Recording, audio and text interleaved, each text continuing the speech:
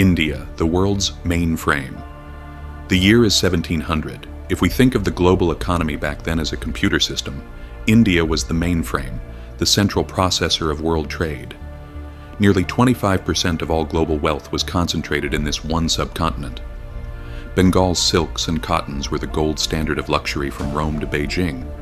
In fact, at that time, the single province of Bengal was wealthier than the entire British Isles combined.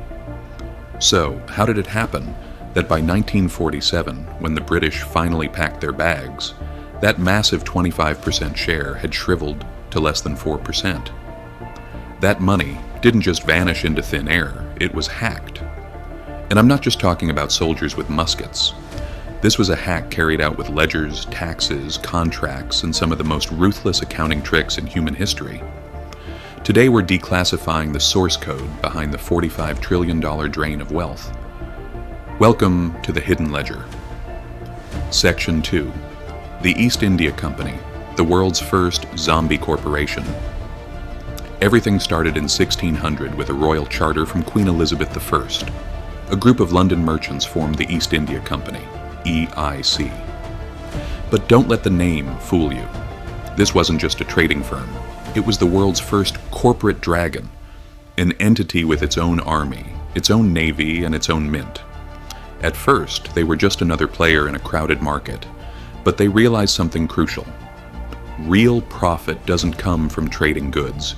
It comes from owning the system. The Battle of Plassey in 1757 wasn't just a military win. It was a hostile takeover. The EIC seized the Diwani, the right to collect taxes in Bengal. Now look at the brilliance of this hack. The EIC no longer had to bring silver from London to buy Indian goods. They used the taxes they collected from Indian peasants to buy the goods produced by Indian weavers, then sold those goods in Europe for a massive profit. Essentially, they were getting the goods for free and charging the Indians for the privilege of being looted. In the history of finance, you won't find a more perfect zero-cost loop than this. Section 3. The $45 trillion math. According to economist Utsa Patnaik, the total amount extracted by Britain from India between 1765 and 1938 is roughly $45 trillion. To put that number in perspective for you, that is more than the combined GDP of the United States and China today. So, how did they pull off a heist of this scale without the world noticing? They used a financial backdoor called council bills. Here's how the exploit worked. Britain sold paper council bills to international traders who wanted to buy Indian goods. The traders paid in gold and silver in London. They then took these paper bills to India, where the British Raj cashed them out using, you guessed it, India's own tax revenue. The result? The actual gold and silver stayed in London banks, while India gifted its products away in exchange for its own tax money. It was a massive wealth transfer disguised as a trade balance. Section 4. De-industrialization, reverse globalization. While the Industrial Revolution was powering up in Britain, India was being intentionally de-industrialized. One of the world's greatest textile hubs, cities like Dhaka and Calcutta, were turned into ghost towns. Why?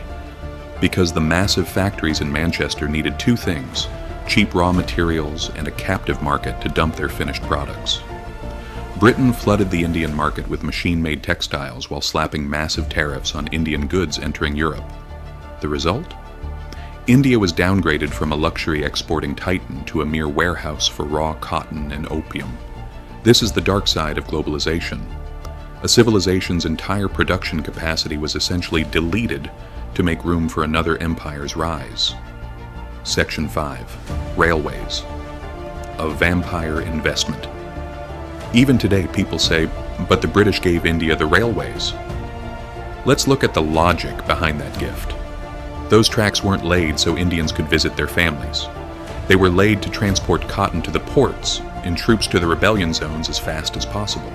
The kicker: these railways were built using Indian tax money but financed with a 5% guaranteed return for British investors.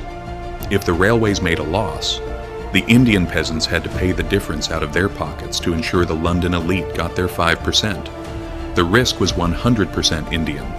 The reward was 100% British. It was one of the greatest guaranteed payment scams in history. Section 6. Market over mercy. The famines. This system didn't just drain bank accounts, it drained lives.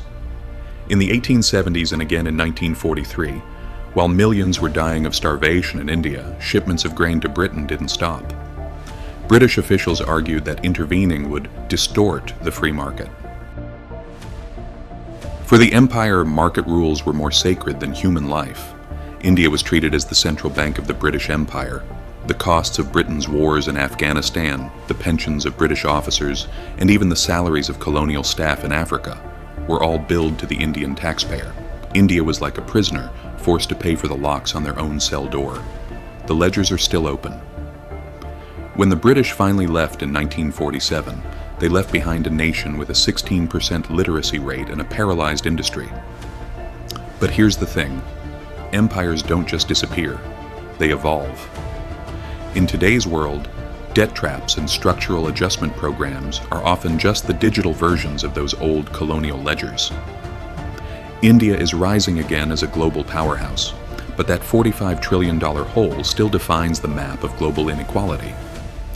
History isn't just about what happened in the past.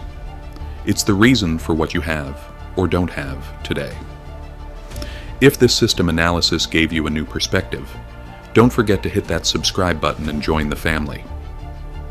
From cybersecurity to global finance, every system has a backdoor, and we're going to keep finding them. Stay curious, and I'll see you in the next one.